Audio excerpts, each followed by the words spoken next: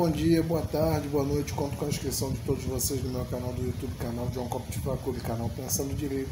Sou advogado aqui no estado do Rio de Janeiro e gostaria de que os senhores curtissem, compartilhassem, se inscrevessem lá no meu canal, canal Pensando Direito, canal John Copte Facuri. E eu vou falar a respeito de uma questão interessante que me trouxeram, que foi a seguinte: entre os irmãos, existe o dever de pagar a pensão alimentícia? Ou é só entre marido e mulher, pais e filhos, etc.?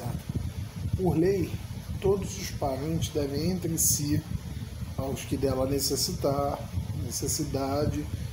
ao que pode pagar, possibilidade, dentro de uma proporcionalidade, sim, irmãos devem entre si pensão alimentícia.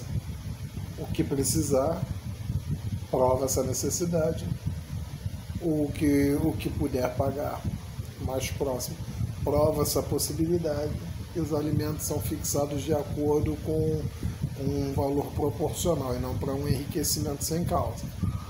Então, todos os parentes, não só os irmãos, mas como chegou esse caso ao meu conhecimento, irmãos, um irmão muito abastado e uma irmã não tão abastada assim financeiramente.